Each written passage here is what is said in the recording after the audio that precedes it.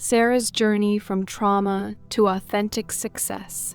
Sarah was a successful professional in her mid-30s, working in a high-powered career she had always dreamed of.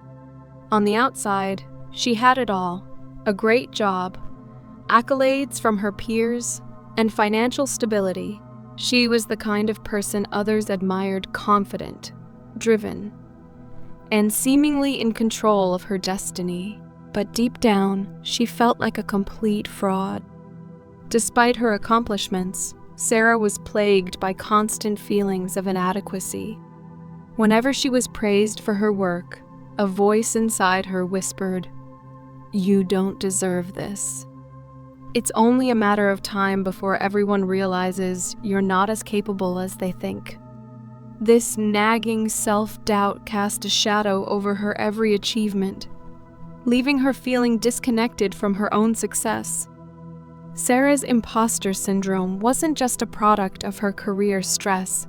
It had deep roots in her past, specifically in the trauma of her abusive childhood. Growing up, Sarah lived in a household where she was constantly criticized, belittled, and told she wasn't good enough. Her parents' harsh words left scars, embedding a belief that she was fundamentally flawed. No matter how hard she tried, she could never earn the love or approval she so desperately wanted. As a child, Sarah coped by becoming a perfectionist. She believed that if she could just be perfect, then maybe she would finally be worthy of love and acceptance. This drive for perfectionism followed her into adulthood, pushing her to excel in her career. But no matter how much she achieved, the feeling of unworthiness lingered, a persistent echo of her childhood wounds. Even as she climbed the corporate ladder, earning promotions and accolades, Sarah could never shake the fear that she was going to be found out that her success was built on a fragile foundation of luck or deception, rather than her own intelligence and hard work. Sarah's emotional exhaustion began to manifest physically. She started experiencing anxiety attacks, insomnia, and a constant sense of being overwhelmed. It felt as if the walls were closing in on her. She feared that if she didn't get control of these feelings, everything she had worked so hard for would come crashing down. Through their work together, Sarah learned that her feelings of inadequacy were not reflective of her abilities or potential, but rather of the painful messages she had internalized from her past. Her belief that she was not enough was a protective mechanism, a way her brain had learned to cope with the unpredictable and unsafe environment she grew up in. But now, those beliefs were holding her back from fully embracing the life she had built. Her therapist introduced her to mindfulness practices that allowed Sarah to become more aware of her inner dialogue. For the first time, she began to truly listen to the voice of her inner critic and challenge it. Instead of blindly accepting the voice that told her she was a fraud, Sarah started asking herself, is this thought really true? And whose voice is this, mine, or the voice of my past? Gradually, Sarah began to understand that her inner critic was a remnant of her childhood trauma, not a reflection of her present reality. She realized that she had been replaying the same story from her childhood, that she wasn't good enough, even though her adult achievements proved otherwise.